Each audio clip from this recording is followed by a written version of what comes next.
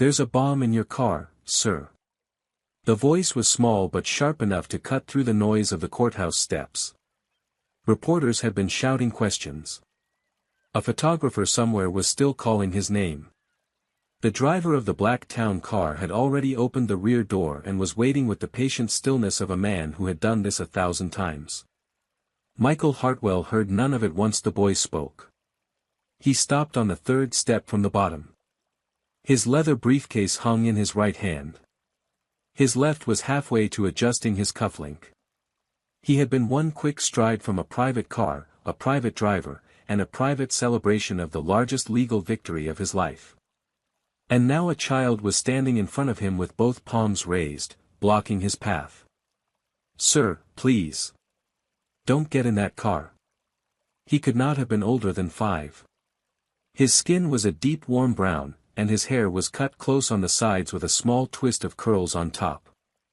He wore a faded yellow t-shirt under a gray cardigan that was at least 3 sizes too big for him. The cuffs swallowed his hands almost to the fingertips. There was a smudge of dirt on his left cheek. His shoes were canvas, scuffed, and laced wrong. But his eyes were steady, and they were locked on Michael's with an intensity that did not match his size at all. A security officer began moving toward him from the side.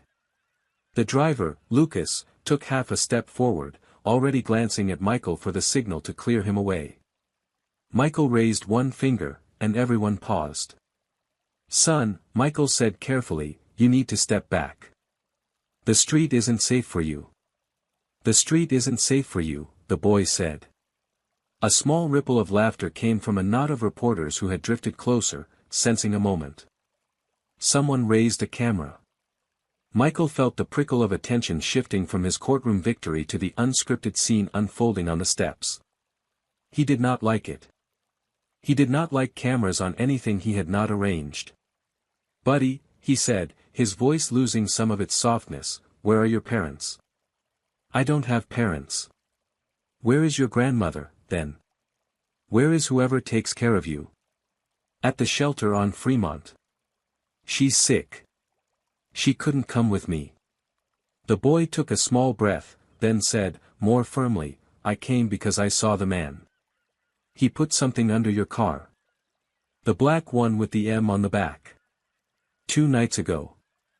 I saw him." Michael followed his gaze without thinking. His town car had a discreet silver M near the rear trunk, the personal monogram he had stopped paying attention to years ago. The car idling at the curb was, in fact, the black one with the M on the back. His stomach did something strange. He did not name it yet. "Mr. Hartwell, sir, do you need security?" Lucas had moved closer, his voice low. "He probably wants money. There's a whole crew of them that work the courthouse on big trial days." "I can, Lucas," Michael said quietly, "give me a moment." He crouched. His knee hit the cold stone of the step and he did not care that it would mark the navy wool of his suit. He set the briefcase down beside him. He brought himself to eye level with the boy. "What's your name?" "Avery." "Avery. Look at me. I want you to tell me again. Slow. What did you see?" He did not blink. "A man in those clothes. Like a fixer. Coveralls. Gray ones with a patch on the side. He was talking on his phone. He said Tuesday at 3. And then he laid down under your car and he slid something silver up under the bottom. He didn't see me because I was behind the dumpster by the parking place. I sleep there sometimes when the shelter is full." "Tuesday at 3, Michael repeated. Today was Tuesday. He had walked out of the courtroom at 2:41. His watch now read 2:58. A reporter who had been listening leaned slightly forward, scenting something. Lucas's professional smile had begun to thin. The driver's hand, Michael noticed without quite knowing why, had drifted to the door of the car. Resting on the frame. Holding it open. Waiting. "Avery," Michael said softly, "stay right where you are. Do not move. Do you understand me?" He nodded once. Michael stood up. His knees ached. His heart was doing something he had not felt since law school, since the first time he had walked into a courtroom and known, really known, that he could lose. He looked at Lucas. He looked at the open car door. He looked at the courthouse columns rising behind him, gray against a flat overcast sky. Then he reached for his phone. Michael pulled his phone from his inside pocket without taking his eyes off the car. His thumb moved on instinct. He did not call his attorney. He did not call his assistant. He did not call the man who, an hour earlier, he would have called first about anything that touched his personal safety. He called the police. "This is Michael Hartwell. I'm on the front steps of the Sutherland County Courthouse. I have credible information that there is an explosive device attached to the underside of my vehicle. A black sedan. License plate Mike Hotel 417. Yes. Yes, I'm serious. The driver is standing next to it. There are civilians on the steps and reporters about 10 feet from the vehicle. I need bomb disposal and I need this street cleared.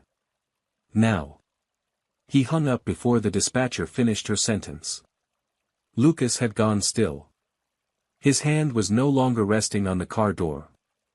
It had dropped to his side in the careful, neutral way a hand drops when a man is trying very hard not to make a sudden movement. "Mr. Hartwell," Lucas said. "Sir, I think there's been a step away from the car, Lucas." "Sir, step away from the car. Walk up the steps. Stand against the wall by the columns. Do it now." Lucas opened his mouth, closed it, and walked. He walked the way a man walks when he is not sure whether he is being suspected or saved, and he is not sure which would be worse. He passed within an arm's length of Avery on his way up. The boy did not move. He did not look at him. His eyes stayed on Michael. Michael turned to the cluster of reporters. There were maybe 6 of them, plus 2 photographers and a young woman with a microphone he vaguely recognized from the local affiliate. They had been close enough to hear pieces. They were already piecing the rest together. "Everyone. Off the steps. Off the steps now. Cross the street. Get behind the line of cars on the far side. There is a possible device under my vehicle. I am not joking. Move." For 1 second, nobody moved. Then the young reporter with the microphone said, very loudly, "He's serious, go, go, go," and the spell broke. Cameras came down. People started running, which is not what Michael had told them to do, but he was not going to correct anyone. A bailiff who had been standing inside the courthouse glass doors saw the movement and opened them. He shouted something Michael did not catch and started waving the crowd of remaining onlookers back inside. Michael looked down at Avery. He was still standing exactly where he had been when he first put up his palms. "Avery. Son. I need you to come with me. Up the steps. Away from the car. Okay. Okay." He held out his hand. Avery looked at it for a second, the way a child does when he is not sure if the hand belongs to the kind of grown-up who keeps a hand out or the kind who pulls it back. Then he put his small fingers in Michael's. His hand was cold. The cuff of the gray cardigan came down over Michael's thumb. They walked up the steps together. Michael did not run. He was aware, with the clarity that sometimes arrives in the middle of bad situations, that running would frighten the boy, and that he had already been frightened enough for one lifetime. So he walked. Steady. Like they were going to a school recital. Like the world was not maybe about to come apart 15 feet behind them. At the top of the steps, by the 3rd column, he stopped and turned Avery gently so his back was to the stone. He crouched again. "You did the right thing," he said. "Whatever happens next, whatever anyone says, you did the right thing. Do you understand me?" Avery nodded. His eyes were wet now, finally. The conviction that had carried him through the crowd was beginning to drain, the way it does in children when the adult finally takes over and they are allowed to be scared. I was afraid you wouldn't listen, he whispered. Grown-ups don't always listen. I know, Michael said. I know they don't. The first sirens came up the avenue at 3:04. The bomb squad arrived in a heavy black truck that took the corner too fast and stopped at an angle in the middle of the street. 2 officers in dark blue tactical gear were out before the wheels stopped moving. A third followed, carrying a long pole with what looked like a small mirror at the end. They moved with an economy of motion that Michael, who had spent a decade watching expensive professionals do expensive things, recognized immediately as the real thing. A uniformed officer jogged up the steps to him. Mr. Hartwell? Yes. Sir, we need everyone behind the courthouse. The building has a secured rear courtyard. Please come with me. Bring the child. Michael did not let go of Avery's hand. Section 3/10. The rear courtyard of the Sutherland County Courthouse was a square of cracked concrete bordered on 3 sides by stone walls and on the 4th by a chain-link gate that opened onto an alley. There was a single iron bench, a dying potted tree, and an ashtray that had not been emptied in months. In any other circumstance, Michael would not have noticed any of it. Today he noticed all of it, because the alternative was thinking about what was happening on the other side of the building. He sat down on the bench. He lifted Avery up beside him. The boy's feet did not reach the ground. His scuffed canvas shoes hung in the air at the level of Michael's shin. Are you cold? Michael asked. Avery shook his head, then nodded, then shrugged. Michael shrugged out of his suit jacket and draped it around the boy's shoulders. It engulfed him. The lapels reached past his knees. The collar came up to his ears. Avery clutched the front of it with both hands without being told to and pulled it close. A uniformed officer, a woman in her 30s with a name tag that read Reyes, stood about 10 feet away, giving them space but not too much. She had a notebook out. She had not opened it yet. Mr. Hartwell, she said. When you're ready. Ask him, Michael said. He saw it. Ask him. Officer Reyes crouched the way Michael had crouched, which Michael noticed and approved of. Hi, sweetheart. My name's Officer Reyes. Is it okay if I ask you some questions? Yes, ma'am. You're very polite. My grandma teaches me. She sounds wonderful. What's your name, honey? Avery Coleman. How old are you, Avery? 5 3/4. She wrote it down. Her face did not change, but her pen paused for half a second on the word quarters, the way a person's hand pauses when they are trying not to feel something. Avery, the man you saw under the car. Can you tell me what he looked like? Take your time. Avery thought. He held one cuff of the cardigan in his teeth for a second, then let it go. He was white. Not pink white. Tan white. He had a beard but not a long one. Like a coloring book beard. Brown. He had a hat. The kind with no top, just a circle around your head. A headband? Like that, yes. Black. And his coveralls were gray and on the side, by the heart, he had a patch. It was red and white. It said something but I can't read very many words yet. The first letter was A-B and then there was an A and an R, bar, Officer Reyes said quietly, to herself more than to him. Then to Avery, that's very good. That's very specific. Was anyone with him? No, ma'am. He was on the phone. He was alone with the phone. And what did he say on the phone? You told Mr. Hartwell he said Tuesday at 3. Anything else? Avery's face did the small concentrated thing it did when he was reaching back for something. He said the M car. He said that 2 times. He said Tuesday at 3 and the M car. And he said, he won't even feel it. He said that and then he laughed but it wasn't a happy laugh. And then he said something about money. He said half now and half after. And then he said okay and he put the phone in his pocket and he laid down under the car. Officer Reyes wrote without looking down at her notebook, the way good officers learn to do so the witness will not feel watched. Avery, this is very important. The man on the other end of the phone. The one he was talking to. Did Mr. Mechanic say a name? Avery thought again. He thought for a long time. Michael's pulse was doing something steady and wrong in his throat. He said, "Boss," Avery said. And then one time he said something that started with a J. Like Jim. Or James. I don't remember which one. But it started with a J. Michael's hand, resting on the bench beside Avery's leg, contracted slightly. He felt it before he understood it.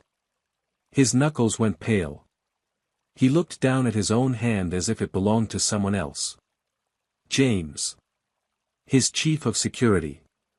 The man who chose his drivers. The man who scheduled his cars. The man who, that morning, had walked Michael to the courthouse door with one hand on his shoulder and said, "Big day, boss. Big day." The man who, on Sunday night, 2 days ago, would have known exactly where the M car was parked and exactly when nobody would be watching it. Officer Reyes had stopped writing. She was looking at Michael. Michael realized his face had done something. "Mr. Hartwell." "Keep going," Michael said. His voice came out rougher than he meant. "Ask him the rest." "I'm fine." He was not fine.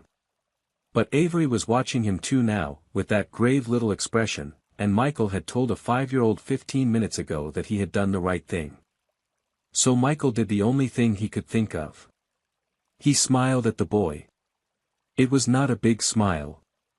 But it was a real one. "You're doing great," he said. "Tell her everything you remember." Avery told her everything he remembered. He told her about the dumpster behind the parking garage on Wexler Street and how it leaned a little to the left because someone had hit it with a truck. He told her about the streetlight that flickered every 6 seconds, which he knew because he had counted. He told her that his grandmother had told him never to come out from behind the dumpster when men were in the alley at night, and that he had not come out, he had only watched, and that was different. He told her that the mechanic had a small tattoo on the back of his right hand. Avery did not know what the tattoo was a picture of, but he could draw the shape of it if someone gave him a pencil. Officer Reyes gave him her pen and the back of an evidence form, and Avery, with the tip of his tongue pressed against his upper lip, drew a careful shape. It was a 5-pointed star with a smaller circle inside it. Officer Reyes looked at the drawing for a long second. Then she looked at Michael. "Excuse me one moment," she said. She stood and walked across the courtyard to a man in a dark suit who had appeared at the gate without anyone announcing him. They spoke in low voices. The man in the suit looked at Michael, then at Avery, then back at his phone. He nodded once and stepped back out through the gate. Officer Reyes returned. She did not sit down this time. "Mr. Hartwell," she said quietly, "the device is real. They confirmed it about 3 minutes ago. It's a magnetic charge attached to the chassis above the rear driver's side wheel. It's wired to a remote detonator. The squad is going to neutralize it on site. The car is a total loss, but the device will be preserved as evidence." Michael said nothing. "The remote detonator," she continued, "tells us a few things. The first is that this wasn't meant to go off when the car started. It was meant to go off when someone with a finger on a button decided. Which means somebody was watching. Which means somebody is probably still watching. Not from the steps, we cleared those. From further. We have officers sweeping the rooftops and the parking structures in a 4-block radius right now. I'm telling you this because I need you to make a decision." "What decision?" "Your security detail. Who handles it? Where are they?" Michael felt the question land. He felt it land the way a punch lands when you have already braced for it, but bracing does not actually help. "James Whitlock," he said. "Chief of Security. He's at my office." He was supposed to meet me at the rear entrance of the building after I left the courthouse. He'll be wondering why I haven't called him. Has he called you? Michael looked at his phone. He had not looked at it since he had hung up on the dispatcher. The screen was lit. There were 11 missed calls. 9 of them were from James. Yes, Michael said. Officer Reyes nodded slowly, the way a person nods when something they suspected has been confirmed but they take no pleasure in it. Mr. Hartwell. I'm not going to tell you who to suspect. That's not my job. But I'm going to ask you to not return any of those calls until we have someone with you. Not your security. Not your driver. Not anyone who reports to your chief of security. Are we clear? Yes. Is there anyone you trust who is not in his chain of command? Family. Old friend. Personal attorney. Someone who has nothing to do with the company. Michael thought. He thought about his ex-wife, who had remarried and moved to Oregon and would not pick up. He thought about his brother, who had not spoken to him in 4 years over a will neither of them had fully understood. He thought about his college roommate, who was a cardiologist in Boston and would catch the next flight if Michael asked, but who would not get here in time to matter today. My personal attorney, he said. Margaret Chen. She does my estate work. She has no connection to the company at all. She doesn't even like the company. Call her. From my phone, not yours. We're going to assume your phone may have been compromised until we know otherwise. Michael took the officer's phone. He called Margaret Chen. She answered on the second ring, the way she always did, and when he said the words, "bomb under my car," she did not gasp and she did not interrupt. She said, "Tell me where you are. I'll be there in 20 minutes. Don't talk to anyone from the firm. Don't talk to James. Don't talk to anyone." And she hung up. Michael handed the phone back. His hand was steady. He was surprised by that. Avery had been listening. He had not pretended not to. Children that age don't always know yet that adults appreciate the pretense. He was looking up at Michael with his eyebrows pulled together. "Is the man with the J going to be mad at you?" he asked. "Probably," Michael said. "Is he going to try again?"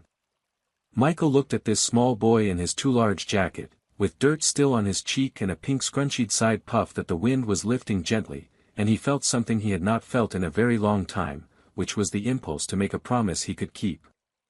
"Not while I have anything to say about it," he said. "And not while anyone in this courtyard has anything to say about it either." Officer Reyes did not look up from her notebook. But the corner of her mouth moved. "That's right," she said quietly. "Not while we have anything to say about it." Margaret Chen arrived in 18 minutes. She came through the chain-link gate at the back of the courtyard wearing a cream blouse and the same black trousers she always wore, carrying a leather folio under one arm and looking, as she always did, like a woman who had decided a long time ago not to be surprised by anything. She took in the scene in 3 seconds. Michael on the bench. Avery beside him in a suit jacket that came down to his knees. Officer Reyes standing a respectful distance away. The faint sound of a controlled detonation that had happened, in fact, 12 minutes earlier from the far side of the building, a sound Michael had felt more than heard, a small contained thump that had rattled the courtyard's iron bench and made Avery flinch and reach for Michael's sleeve without thinking. Margaret walked to the bench. She looked at Avery first, not Michael. "Hello," she said. "I'm Margaret. I'm Mr. Hartwell's lawyer. What's your name?" "Avery Coleman." "Avery, that's a very good name. Is it okay if I sit down on your other side?" "Yes, ma'am." She sat. She set the folio on her lap. She did not open it. She turned her head slightly toward Michael. "Tell me," she said. Michael told her. He told her in the short clean sentences she had taught him to use over 15 years of being his attorney, because Margaret had no patience for narrative when facts were required. He told her about the boy on the steps. The phone call he had made. Lucas the driver, who was still being held somewhere inside the courthouse for questioning. The mechanic.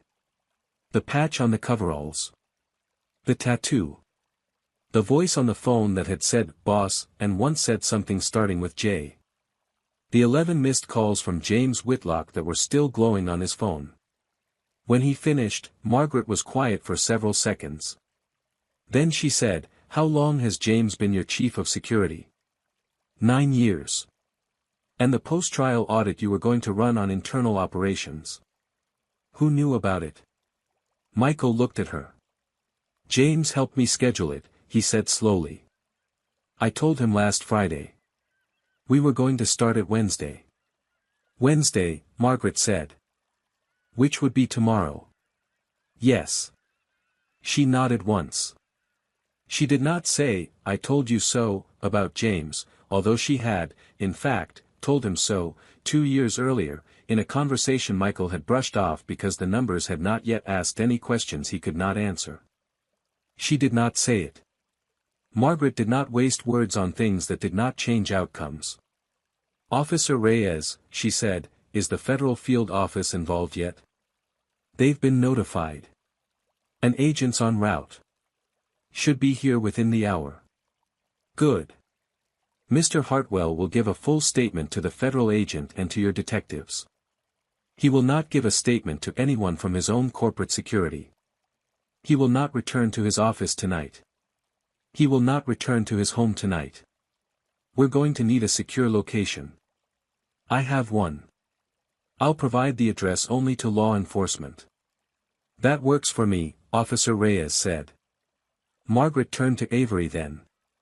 Her face changed. It did not soften, exactly. Margaret Chen did not really soften. But it adjusted, the way a face adjusts when a person reminds themselves that they are speaking to a child and that this child has just spent an hour answering questions about a tattoo and a phone call and a man who wanted to kill someone. Avery, she said. Where is your grandmother right now? At the shelter on Fremont Avenue.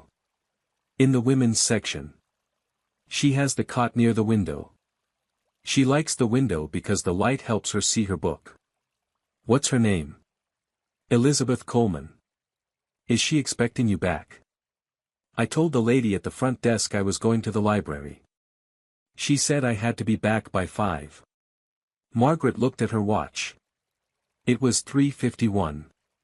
She's sick, Avery added quietly, but she didn't want me to know how sick. She thinks I don't know. But I know. She coughs at night and it sounds wet. The nurse who comes on Wednesdays said pneumonia. I heard her say it through the curtain. The courtyard was very quiet. Officer Reyes had stopped writing. Margaret did not look at Michael, which was how Michael knew she was managing her own face. Michael looked down at his own hands, which were resting on his knees, and he thought about the words pneumonia and shelter and cot near the window, and how he had spent the morning in a courtroom arguing about a number with 7 zeros that he did not, at this moment, remember the first digit of. Avery, Margaret said, and now her voice did soften, just slightly, just enough, we're going to make sure your grandmother is taken care of. Is that all right with you? Avery looked at her. He looked at Michael. He looked at Officer Reyes. He was looking, Michael understood with a small painful clarity, for the catch. Children who sleep behind dumpsters learn early that adults who offer things usually want something back, and the something is usually larger than the offer. What do I have to do? Avery asked. Nothing, Margaret said. You already did it. He thought about that for a long moment.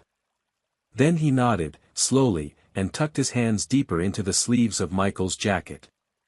Okay, he said. The federal agent who arrived at 4:23 was a woman in her late 40s named Special Agent Diane Holloway. She wore a charcoal blazer over a white shirt and had the kind of calm in her shoulders that came from doing a thing for a very long time and no longer being thrilled or upset by any version of it. She introduced herself to Michael, then to Margaret, then she crouched in front of Avery and introduced herself to him. Hi, Avery. I'm Diane. I work for the federal government. That means I'm going to help the local officers figure out who did this, and we're going to find that mechanic, and we're going to find the person who paid him. Officer Reyes told me you've been a really excellent witness. I'm wondering if I could ask you a few more questions, and then I think we can let you go somewhere warm. Does that sound okay? Yes, ma'am. You eaten today? Avery hesitated. It was the kind of hesitation that answered the question. Agent Holloway did not react.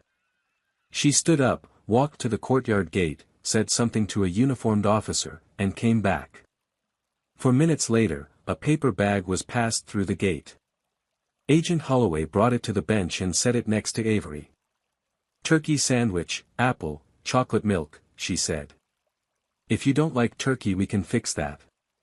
But eat the apple first or my partner will give me grief. Avery looked at the bag. He looked at Michael, the way a child looks when he is not sure if eating in front of strangers is allowed. Michael nodded. Avery opened the bag. He ate the apple first, very carefully, the way a person eats when he has learned to make food last. Agent Holloway took a slim notebook out of her blazer pocket. She did not open it. Mr. Hartwell, she said quietly, I'd like a minute with you. Out of earshot. Counselor, you're welcome to join. They walked to the far corner of the courtyard. Margaret came with them. Officer Reyes stayed near the bench, close enough to keep an eye on Avery, far enough to give him space with his apple. Here's where we are, Agent Holloway said. The device on your car is consistent with 3 other incidents we've been tracking on the eastern seaboard over the last 14 months. Same magnetic configuration. Same triggering mechanism. Same supplier, almost certainly. The mechanic the boy described matches a face we've had on a watch list for 8 months. We didn't have a name. We do now, or we will within the hour, because the boy's description of the patch on the coveralls just narrowed it to one of 3 subcontracting outfits that work the parking garages in your district. That fast? Michael said. The boy is a remarkably good witness. I don't say that lightly. Most adults can't do what he just did in there. He gave us a tattoo design, a beard shape, a phrase, and a timeline.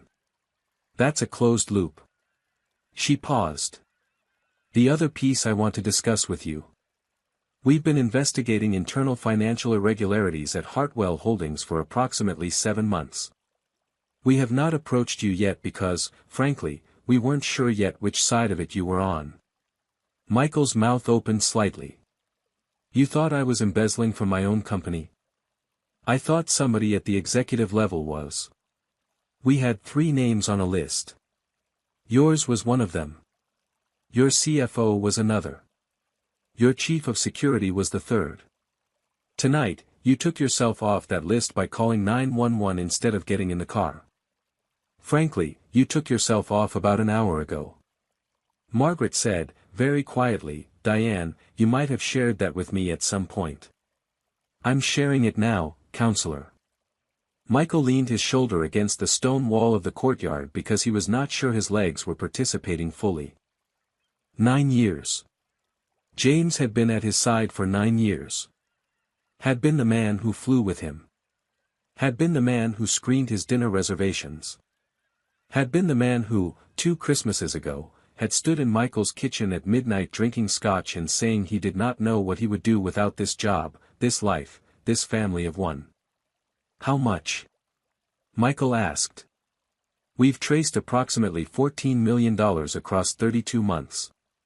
It's not all him. He had help. We think the help is the CFO, but the CFO is going to be very surprised tomorrow morning.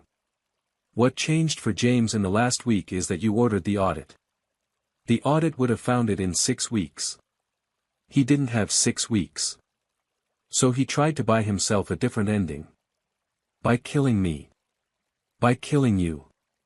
And then, presumably, stepping into the very orderly machinery of crisis management he himself runs, in which he is the most trusted voice in the building, and conducting whatever investigation he chose to conduct, with whatever findings he chose to find.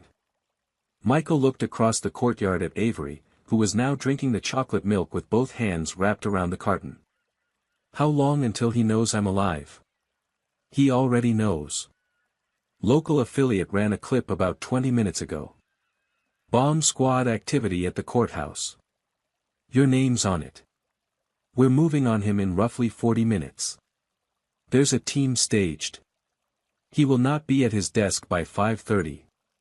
Good, Michael said. The word came out clean and cold. He was surprised by it.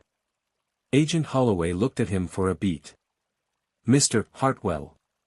One more thing. Yes. The boy. The grandmother. The shelter. Yes. I don't normally weigh in on this part. But that child was the only thing standing between you and a state funeral. Whatever you do for him, do it correctly. Not splashy. Not press. Correctly. I know, Michael said. I know. The shelter on Fremont Avenue was a converted 3-story building that had once been a school, and the bones of the school were still visible in everything about it. The wide hallway that had been a corridor between classrooms. The drinking fountain still mounted at child height. The chalkboard outline on a wall where someone had painted over but not quite covered the rectangle. It was 5:14 in the afternoon when Margaret's car pulled up to the curb across the street. Michael had changed out of the navy suit. He was now wearing a plain charcoal sweater and gray slacks that Margaret had picked up from a department store on the way. The suit was being held as evidence, along with everything else that had been on or near him that day. He felt, in the borrowed sweater, like a man who had borrowed his own life back temporarily and was not yet sure of the terms. Avery sat in the back seat beside him, still in the gray cardigan. The dirt smudge on his left cheek was now gone, because a nurse at the courthouse infirmary had cleaned it with a warm cloth while Avery sat very still and pretended he did not enjoy the warm cloth. He had also been weighed, which had made Officer Reyes turn her face toward a wall for a moment, and given a small juice box. That's the shelter? Michael asked. Yes, Avery said. The window with the curtain that has the flowers. That's where Grandma sleeps. Michael looked at the window. The curtain had small yellow flowers on a faded white background. It had probably been donated.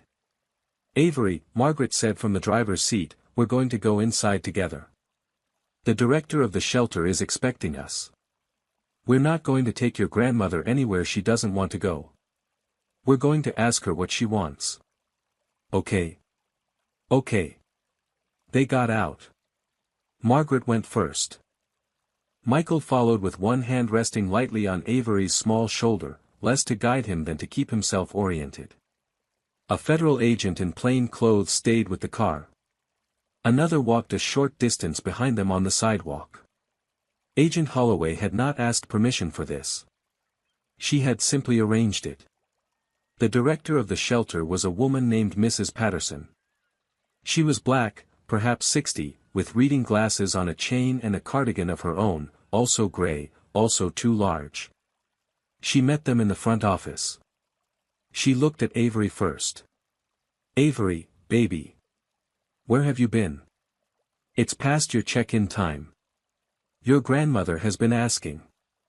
I had to talk to some people, Avery said. About a man with a beard. Mrs. Patterson's eyebrows went up. She looked at Margaret. Margaret introduced herself, introduced Michael, and explained, in the short clean sentences she had taught Michael to use, what had happened that afternoon. Mrs. Patterson listened without interrupting. When Margaret finished, Mrs. Patterson took her reading glasses off and pinched the bridge of her nose. Lord have mercy, she said softly. This child. Yes, Margaret said. Mr. Hartwell, Mrs. Patterson said, you are not the first wealthy man to walk into this building wanting to fix something. I want to be very plain with you before we go upstairs. Elizabeth Coleman is one of the proudest women I have ever met. She has been in this shelter for 6 weeks. She came to us with her grandson because her landlord raised the rent on a 2-bedroom apartment by $400 in February and she could not make the new number on a fixed income. She is 68 years old. She worked as a school nurse for 31 years. She raised this child from the day his mother died, which was when he was 2. She has lung trouble that became pneumonia about 10 days ago. She has been refusing the hospital because she is afraid that if she goes, the state will take Avery, because she is the only family he has and she is not, technically, a registered foster placement. Do you understand what I am telling you? Yes, Michael said. Then before you go up there, I need you to understand that the offer you make her has to leave her with her dignity. If you arrive in that room like a man saving her, she will turn her face to the wall and she will die on principle.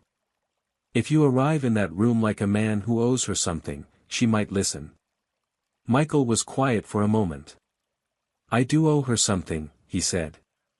Yes, you do. Make sure she hears that. They climbed the stairs to the second floor. The women's section was a long room that had once been a classroom, with cots arranged in 2 neat rows along the walls and a curtained-off bathroom at the far end. Most of the cots were empty at this hour. One was occupied. The cot near the window with the yellow flowers. Elizabeth Coleman was sitting up against 2 thin pillows. She was a small woman, smaller than Michael had expected. Her hair was short, gray at the temples, dark on top, pulled back with a plain black band.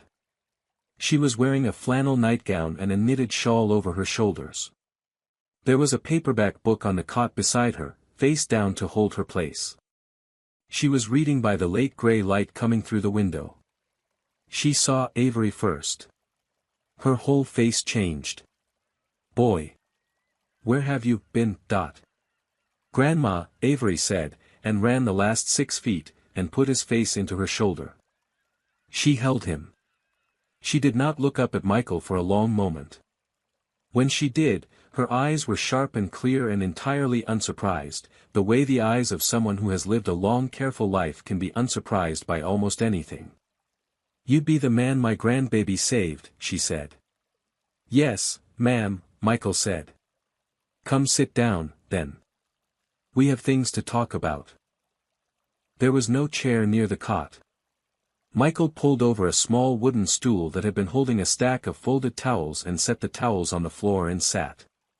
The stool was low enough that he had to look up slightly to meet Elizabeth Coleman's eyes. He did not mind that. Margaret stayed near the doorway. Mrs. Patterson stayed with Margaret. Avery did not let go of his grandmother's hand. My name is Michael Hartwell, Michael said. I know who you are. I read the newspaper when somebody leaves one in the day room. You won that case this morning. Yes, ma'am. You're the man who buys companies that don't want to be bought. Yes, ma'am. She looked at him over the rim of nothing, because she was not wearing glasses, but she had the look of a woman who had spent enough of her life giving children shots that she could look over the rim of nothing as well as anyone alive. I don't have much patience left in my chest, Mr. Hartwell. They tell me I have pneumonia. I tell them I have a chest. I'm going to ask you a plain question. Did my grandson save your life today? Yes, ma'am. He did. Tell me how. He told her. He told her the same short clean version he had told Margaret, with the parts a grandmother needed to hear. The boy on the steps. The palms raised. The phrase, Tuesday at 3. The decision Michael had made to listen instead of brush him aside. The car. The device. The mechanic. The man named James. He left out the dollar amount of the embezzlement because that number was not relevant in this room. He left out his own pride about having won the trial that morning because that was not relevant either. He talked for about 4 minutes. Elizabeth Coleman did not interrupt him once. When he finished, she sat in silence for a long beat. Her thumb moved gently on the back of Avery's hand. Avery, she said quietly. Baby. Did you sleep behind that dumpster again? Only the one night, Grandma. When the shelter was full on Sunday and they had me on the floor. You told me you were on the floor. I was on the floor first. Then I went outside because the man next to the floor was coughing and I thought I would catch it and you said catching things is bad right now. Elizabeth closed her eyes. She did not cry. Michael got the strong sense that she had not allowed herself the luxury of crying in front of her grandson in a very long time, possibly years. "All right," she said, opening her eyes. "All right." She looked at Michael. "Mr. Hartwell. What is it you came here to say to me?" "I came to tell you that I owe you a debt I can't repay. And I came to ask if you'll let me try anyway." "Try how?" "You need a hospital. Tonight. Not tomorrow. There's a private medical suite at St. Anne's, on the 4th floor, that I have access to. It's quiet. It's clean. There's a window. There's a chair beside the bed big enough for Avery to sleep in, if he wants to. The doctor on call tonight is named Dr. Whitfield. He has been told nothing about you except that a patient with pneumonia will be arriving at 7, and that the family is to be left alone. There is no bill that will reach you. There is no bill at all. I want you to understand that I am not paying for your gratitude. I am paying a debt. There is a difference." She watched him as he spoke. Her face did not change. "Mr. Hartwell. I want you to understand something also. I have been a nurse for 31 years. I know what pneumonia looks like in a 68-year-old woman who has spent 6 weeks in a converted school. I know what the next 48 hours look like if I stay in this cot. I am not refusing the hospital because I do not understand what is happening to me. I am refusing the hospital because I have one job left in this world, and that job is sitting next to me holding my hand." "I know," Michael said. "Then you also know I cannot accept a hospital bed if it means Avery goes anywhere I cannot see him. He will be in the room with you. Every night. There is a cot for him there too. He will eat his meals there. If you want him to go to school during the day, we will arrange that. If you want him to stay with you during the day, that is also fine.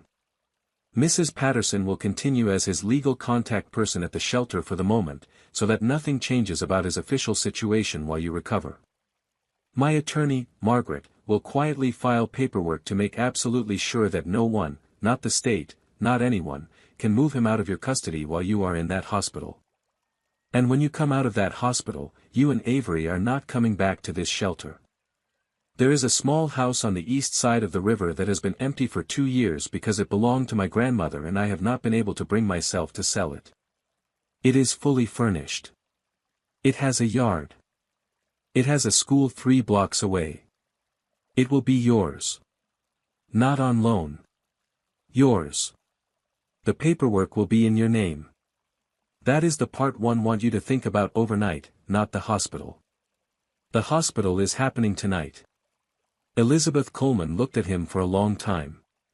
Her hand, the one not holding Avery's, came up and rested flat against her own chest, the way a person's hand will when they are taking the measure of their own breathing. "Mr. Hartwell," she said finally, "I think you and I are going to have to talk again in the morning." "Yes, ma'am. But tonight," she said, "I will go to the hospital." The ambulance Margaret had arranged was not the kind with sirens.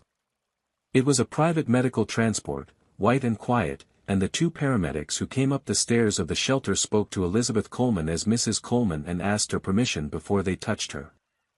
They folded her into a wheelchair with the same care a person uses folding a letter they intend to keep. Avery walked beside her down the hallway with his hand on the armrest. He did not let go in the elevator. He did not let go when they crossed the lobby. He did not let go when they reached the curb. Mrs. Patterson stood in the doorway of the shelter and watched them load Elizabeth into the back of the transport. Michael saw her dab once at the corner of her eye with the side of her thumb, the way a woman dabs when she does not want to be caught dabbing. Then she straightened, smoothed her gray cardigan, and walked back inside to do the rest of her evening, because shelters do not pause. At St. Anne's, the 4th-floor suite was exactly what Michael had described and slightly more. The room was warm. The bed was good. There was a recliner in the corner that, when reclined, became a small bed. There was a soft lamp instead of overhead fluorescence. There were 2 extra pillows and a folded quilt that did not look like hospital issue, because it was not. Dr. Whitfield was a quiet man in his 50s who introduced himself to Elizabeth, then to Avery, and asked Elizabeth, before he did anything else, whether she would like the nurse to be a man or a woman. Elizabeth said a woman, please. The nurse who came in 2 minutes later was a woman. Michael stood in the hallway outside the room with Margaret while the medical team did their work. He could see, through the partially open door, Avery climbing carefully into the recliner, finding it acceptable, and arranging the gray cardigan over himself like a blanket even though there was a real blanket on the recliner already. He's not going to take it off, Margaret said quietly. No, Michael said. He's not. A nurse came out of the room and gently closed the door behind her. She's stable. We're starting antibiotics. The chest X-ray is happening in about 10 minutes. Dr. Whitfield will speak to you when there's something to say. The boy is welcome to stay. I'll bring him some dinner around 8. Thank you. The nurse went back in. Michael leaned his shoulder against the wall of the hallway. The hallway smelled like hospitals smell, which is to say like nothing in particular, deliberately. He had not eaten since breakfast. He had not noticed until that moment. Margaret, he said. The audit on Wednesday. I want it moved to tomorrow morning. Every account. Every line. I want the auditors in the building at 7. Already arranged. I called from the car on the way over. James. In custody. They picked him up at 4:58, exiting the building through the underground garage with a packed bag. Federal agents had 2 cars on him from the moment Agent Holloway's team moved. He did not resist. He asked for his lawyer in the elevator. His lawyer was not yet aware that his client had been the target of a months-long federal investigation. And the mechanic? Identified within the hour. He is also in custody. He gave them James's name before they finished reading him his rights. He gave them other names too, which I assume are going to make tomorrow morning interesting for several people who do not yet know their morning is going to be interesting. Michael closed his eyes. Margaret. How did I not see this? You didn't see it because James didn't want you to. That's his entire job. To make you not see things. You hired him to handle the world around you so you didn't have to look at it directly, and he handled it. He just handled some of it for himself instead of for you. The fact that you didn't see it is not, strictly speaking, a failure of yours. It is, strictly speaking, the working as intended of an arrangement you made 9 years ago. That's a generous read. It's an accurate read. I do not give generous reads. You know that. He almost laughed. He did not quite get there. The boy, Michael said. When this is on the news tomorrow, his face is going to be on every screen in the city by noon. I do not want that. I want him to be able to walk into his new school 3 blocks from that house without anyone there knowing him as the kid who stopped a bombing. Already being managed. Agent Holloway agrees. His name is not in the official statement. He is referred to as a juvenile witness whose identity is being protected at the request of the family. Local affiliates have already been briefed. 2 reporters tried to make a fuss. They were reminded, quietly, that they were standing on the courthouse steps at 3 p.m. today and that their continued ability to do their jobs depends on not making this child a story. Margaret. You're terrifying. I'm thorough. Through the partly open door, Michael could see Elizabeth Coleman's hand, resting on top of the white blanket. Avery had reached across from the recliner and put his small hand on top of hers. They were both, Michael noticed, falling asleep. Elizabeth from medication and exhaustion. Avery from the simple fact that a 5-year-old who has saved a man's life that afternoon eventually runs out of fuel. Michael stood in the hallway and watched the 2 of them for a long time. He did not go in. He did not want to interrupt. He thought about the boy on the steps with both palms raised. He thought about the half-second in which he had almost waved his hand at his driver and gotten in the car. He thought about how close his life had come to ending on a piece of pavement he had walked over without looking at, in front of a building he had walked into 1,000 times. He thought about the fact that a child who lived behind a dumpster had remembered his face from a winter night when an old woman had been given a coat, and that this remembering, this one small act of human attention, was the only reason he was breathing. He stood in the hallway for a long time. Michael did not go home that night. The federal team had advised against it and Margaret had advised against it more firmly, and there was, in any case, nowhere he particularly wanted to be. He slept 4 hours on a couch in the small family lounge at the end of the 4th-floor hallway, with his shoes still on and his phone face down on the coffee table. He woke at 6. He walked back to the room. He opened the door an inch. Elizabeth Coleman was awake. She was sitting up against 3 pillows now instead of 2. There was color in her face that had not been there the night before. Avery was still asleep in the recliner, his cheek pressed against the armrest, the gray cardigan pulled up to his chin. A nurse had left a tray of breakfast on the side table. Elizabeth had eaten half a piece of toast and was working on the rest of it with the deliberate patience of a woman who has decided to live. She saw Michael in the doorway. She raised her eyebrows once. That was the invitation. He came in quietly and sat on the small stool that someone had thoughtfully placed beside the bed. He did not speak. She did not seem to want him to. After a minute she said, very softly so as not to wake the boy, "The doctor came in at 5:30. He says I am responding to the medicine. He says if I keep responding, I will be walking around this room in 2 days and out of this hospital in 2 weeks. He says my lungs are tired but not finished. That's good news." It is. I have been a nurse for a long time and I know when a doctor is being honest with you and when a doctor is using his soft voice. He was being honest with me. Good. She looked at Avery for a long moment. Her hand moved on top of the blanket, the way a hand moves when a person is choosing what to say next. "Mr. Hartwell." "Yes, ma'am. I have thought about what you said last night. About the house.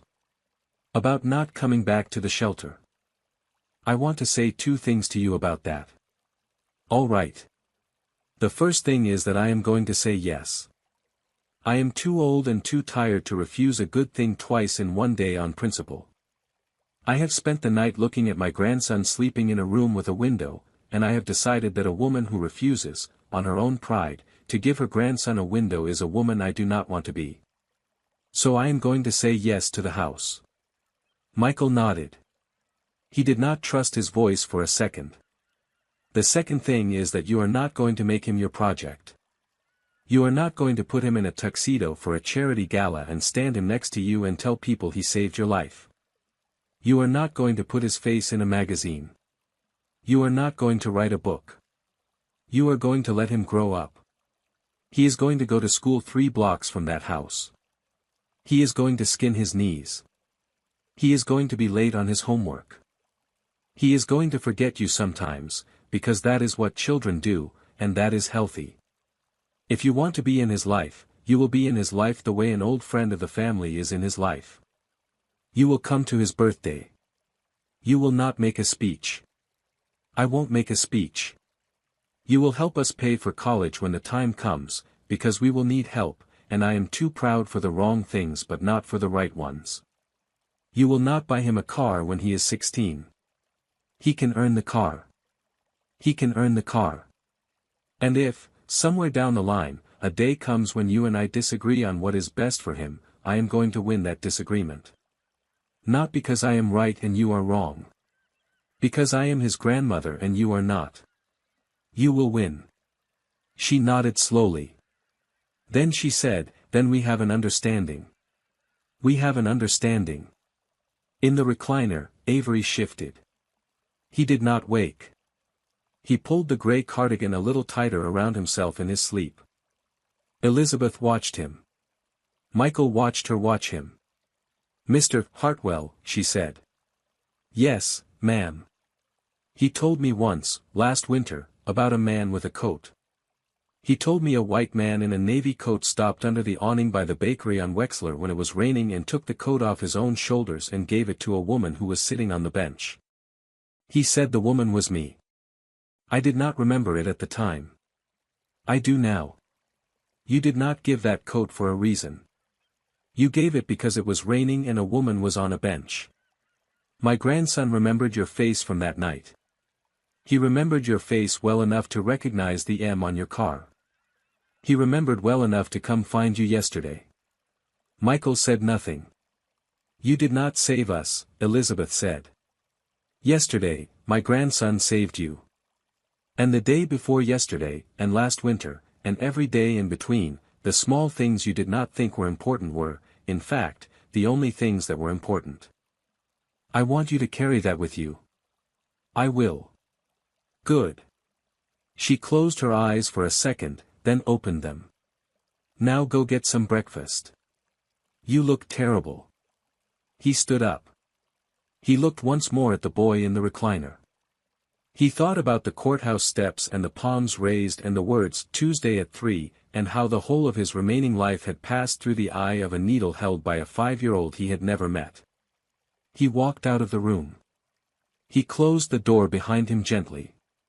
In the hallway, the morning light was coming through the window at the far end, gray turning to gold, the way light does in this city in the spring when a long night finally ends. He stood there for a moment, and then he went to find some breakfast. If this story moved you, please like the video, share it with someone who needs to hear it today, and tell us in the comments where you are watching from. Subscribe for more stories about the small acts of attention that change everything, and the unlikely heroes who see what the rest of the world walks past.